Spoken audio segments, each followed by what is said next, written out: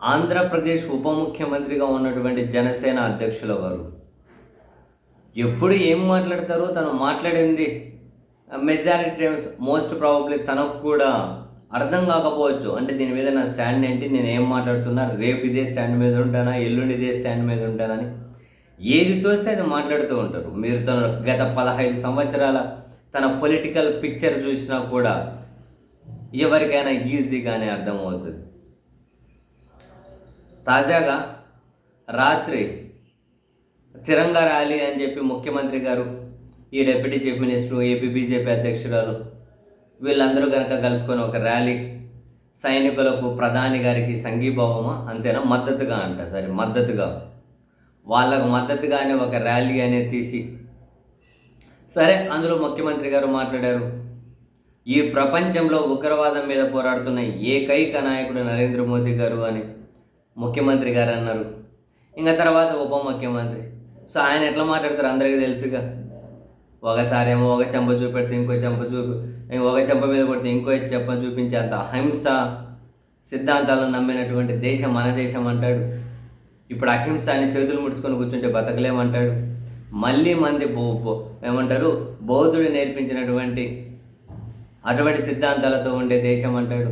మళ్ళీ రాత్రేమో అహింస అని చెప్పి కూర్చుంటే కుదరదు, హింసతోనే దెబ్బ వేయాలి అని ఏదో మాట్లాడుతూ ఉన్నారు.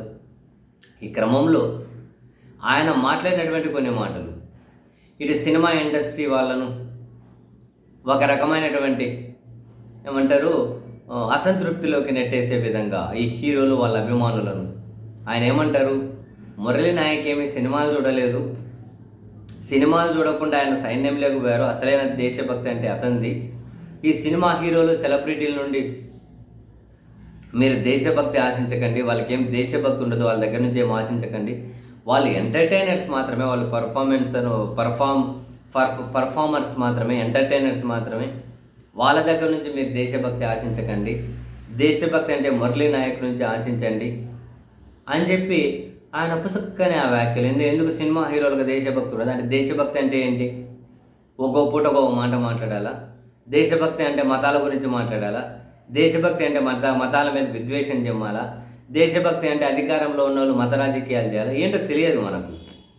స్పెసిఫిక్గా దేశభక్తి కొలమానం అంటే ఏంటి, మొత్తం దేశాన్ని ఐక్యంగా ఉంచే విధంగా ప్రవర్తించే వాళ్ళని దేశభక్తులు అంటారా, లేకపోతే విద్వేషాలు అసూయతో రగిలిపోయే వాళ్ళని దేశభక్తులు అంటారా? మనకేం తెలుస్తుంది.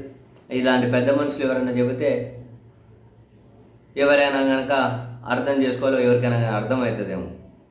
అంటే ఇప్పుడు సినిమా హీరోలకు దేశభక్తి ఉండదా, ఇప్పుడు సెలబ్రిటీలకు దేశభక్తి ఉండదా, బార్డర్లో యుద్ధం చేసే వాళ్ళకు మాత్రమే దేశభక్తి ఉంటుందా? మామూలుగా దేశభక్తులు ఉన్నందరూ కనుక బార్డర్లో యుద్ధాలే చేసుకుంటూ ఉండాలా? యుద్ధం చేసిన వాళ్ళు ఎవరైతే ఉంటారో గొప్పోళ్ళు కాదని ఎవరూ చెప్పరు. నిజంగానే వాళ్ళ దేశం కోసం రాత్రి పగలు పనిచేస్తున్న వాళ్ళు, ఫైట్ చేస్తున్న వాళ్ళు, పోరాటం చేస్తున్న వాళ్ళు, వాళ్ళ గురించి మనం అసలు ఎంత చెప్పినా కూడా ఇంకా కొంచెం మిగిలే ఉంటుంది, నో డౌట్ ఇన్ దట్.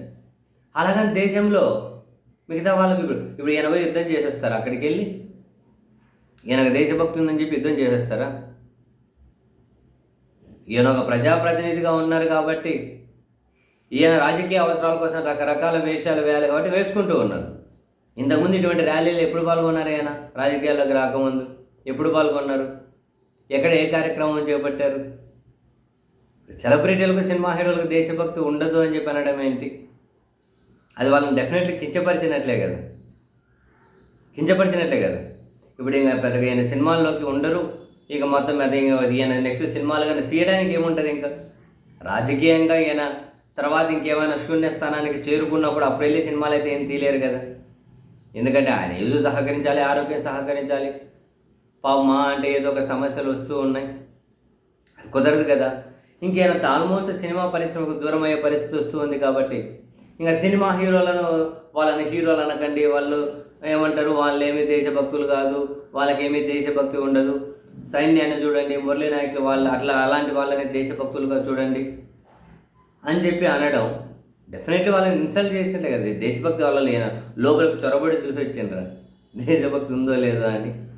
చెప్పాను కదా, పాపం ఏదో మాట్లాడుతూ ఉంటారు ఆయన.